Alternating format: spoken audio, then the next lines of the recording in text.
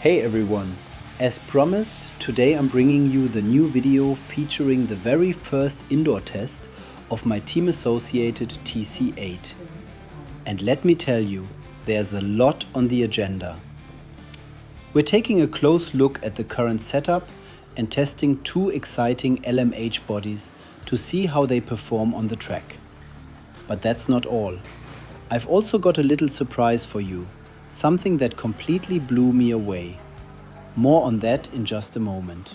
Today I'm testing in a multi-purpose sports hall, trying out different setups for the upcoming race in 2 weeks.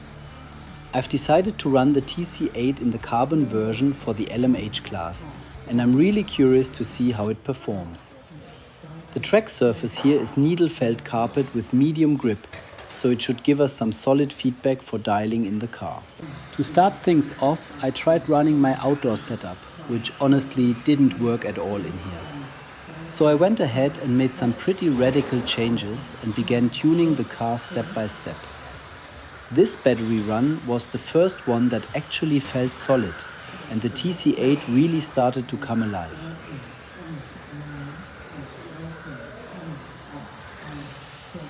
I also spent a lot of time experimenting with chassis flex until I found a really good balance.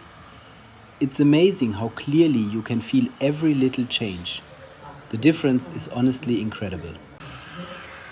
I ended up finding a solid baseline setup for this track surprisingly quickly, and as the grip on the surface built up, the car just kept getting better and better. I'll put my setup sheet on the screen for you now. Maybe it'll help some of you who are working on a similar configuration.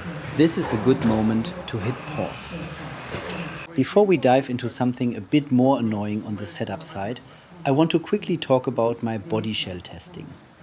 I brought two different LMH bodies with me, the Montech 499LM and the new WALKYRIA. To keep it short and simple, Montech really did a great job here, especially with improving front-end grip.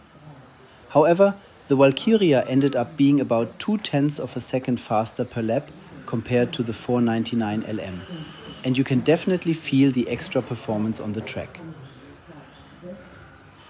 So here's what really started to get frustrating.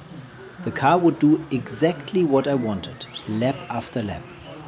And then, out of nowhere, it felt like the TC8 would just dig itself into the corner and flick the rear out. Unfortunately, you can't really see it clearly on video, but when you're driving, it's super noticeable. You start thinking there must be a bump in the carpet, or maybe you're just not driving well. But that's not the case. I'm pretty confident I've found the real cause. I believe the bulkheads have a bit too much flex for this type of carpet. Luckily, I brought a few 3D printed parts specifically for this issue. Of course, my DJI battery wasn't charged, so I'll have to show you the fix back in the workshop.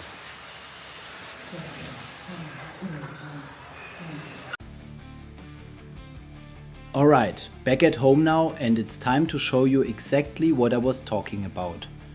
It's nothing new or groundbreaking, but it makes a huge difference. In the end, it's simply a flexible brace that connects the two bulkheads. Depending on how thick or how stiff this brace is, the bulkheads can flex more or less.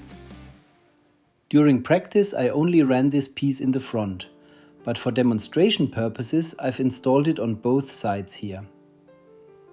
When you apply a bit of pressure, you can clearly see how the whole system reacts. And that's exactly what was causing the behavior on the track. I printed several versions of these inserts in different stiffness levels. The spring style inserts come in 1 mm, 2 mm and 3 mm. And I also made a solid 3 mm option. And guys, you can absolutely feel the difference on the track. As always, you'll get all of my 3D parts for free as STL files, so you can try them out yourselves. I used glass fiber reinforced PETG for the prints.